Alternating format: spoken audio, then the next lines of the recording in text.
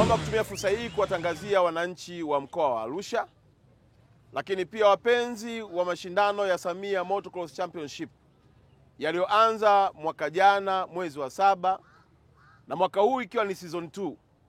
Mashindano ambayo yanajumuisha vipaji vya vijana wetu na watu wenye umri wa kati, hata wazee pia, wenye uwezo wa kuendesha pikipiki, na tumejumuisha pia mashindano ya baskeli na nafasi pia ya wanawake katika mashindano hayo. Msimu wa pili wa Samia Motocross Championship tumeongeza zawadi kutoka mshindi wa kwanza milioni 10 kwenda milioni 15, na kutoka mshindi wa pili milioni 7 kwenda milioni 10, na kutoka mshindi wa tatu milioni 3 kwenda milioni 5. Na hapo pia tumezingatia pikipiki za expert kama hizi, kuna MX1, kuna MX2, kuna MX3, lakini pia tumejumuisha na bodaboda, na mshindi wa upande wa bodaboda atachukua takriban milioni 5. Tunataka mashindano haya si tu yawe chachu ya vijana wa mkoa wa Arusha, lakini pia iwe alama ya mkoa wetu katika mashindano haya kwa Afrika na dunia kwa ujumla. Washiriki ni Watanzania wote na Wanaafrika Mashariki wote.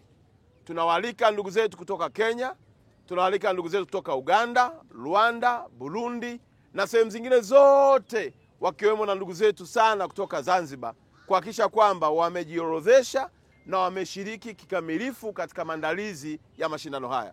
Tunakwenda kutengeneza uwanja wetu kuwa uwanja wa kisasa. Na niwaambie ndugu wa Tanzania, uwanja wetu tunakwenda kufukia makontena 3.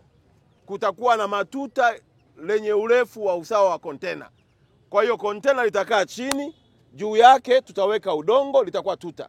Tutatengeneza hayo 3.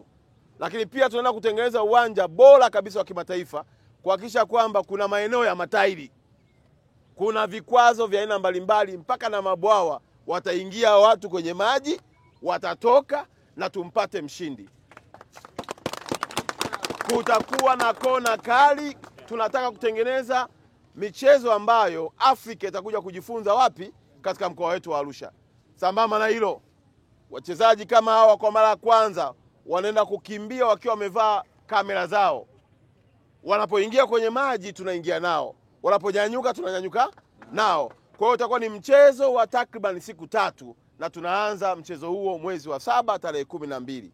Niwaombe sana vijana wote wa bodaboda na vijana wote expert wa pikipiki na vijana wa baskeli tujiorodheshe, na vijana wetu watatoa utaratibu wa namna gani ya kujiorodhesha.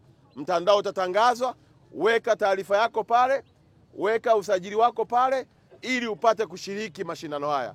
Mashindano haya yanakwenda kuwa chachu na chanzo kingine cha kipato, lakini pia kuongeza heshima na thamani ya vijana ambao walikuwa wanaonekana kama ni wezi, wahuni, bali ni vijana wanaotafuta na wenye vipaji ambao serikali ya mkoa tumeamua kuwashika mkono. Na Daktari Samia aliyeweza kulipia tiketi za ndege za hawa ndugu na kuwapa pasipoti, ameahidi atatupa kila aina ya sapoti kuhakikisha kwamba vijana wa bodaboda na maexpert wa pikipiki katika mkoa wa Arusha na Tanzania kwa ujumla wanaendelea kufurahia amani ya nchi yao, kufurahia upendo na mshikamano na uchumi wa Tanzania.